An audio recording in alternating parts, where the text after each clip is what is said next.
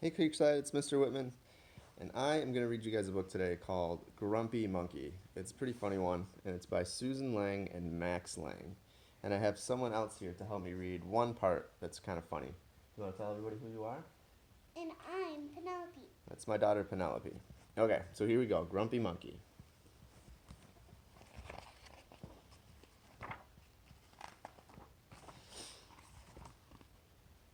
One wonderful day, Chimpanzee woke to discover that nothing was right.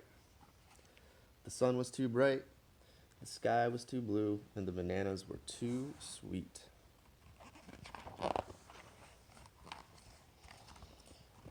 Jim was confused. What's going on? Maybe you're grumpy, suggested Norman from next door. I'm not grumpy, Jim insisted.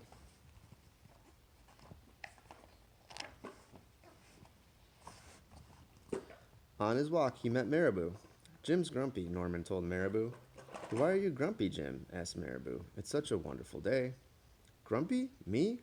I'm not grumpy, said Jim. But look at how you're standing, Marabou said. It's true, said Norman. You're all hunched. So Jim loosened up. Then he ran into Lemur. Jim's grumpy, Norman told Lemur. Why are you grumpy, Jim? Asked Lemur. It's such a wonderful day. Grumpy? Me? I'm not grumpy, said Jim. Your eyebrows look grumpy, said Lemur. It's true, said Norman. They're all bunched up. So Jim raised his brow.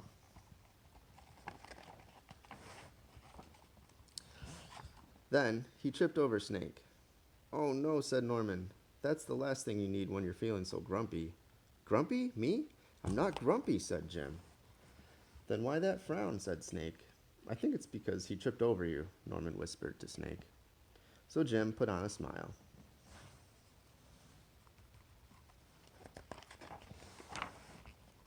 Jim finally looked happy. But he didn't feel happy inside.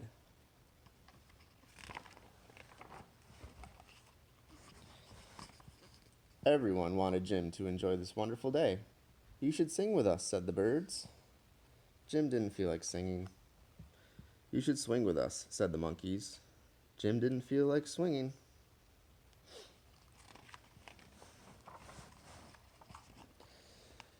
You should roll with us, said the zebras. Jim didn't feel like rolling. You should stroll with us, said the peacocks. Jim didn't feel like strolling. You should lie in the grass. You should stomp your feet. You should take a bath and make a splash. You should hug someone. You should laugh. You should take a nap. You should eat old meat or some honey. You should jump up and down. You should sit in the sun. You should dance. But Jim didn't feel like doing any of that. Why are you grumpy, Jim? Asked the others. It's such a wonderful day. I'm not grumpy! Good job, shouted Jim as he beat his chest. And he stormed off.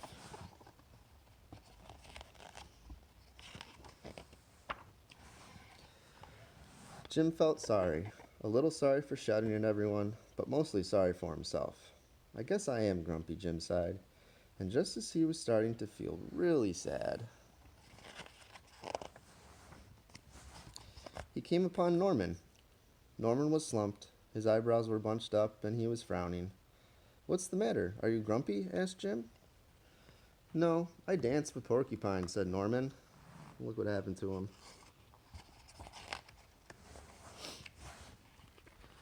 Are you okay? Asked Jim. It hurts, but I'll probably feel better soon enough, said Norman. Are you still grumpy? Yes, said Jim, but I'll probably feel better soon enough too. For now, I need to be grumpy. It's a wonderful day to be grumpy, said Norman.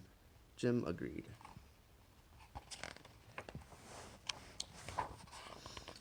And he already felt a little bit better.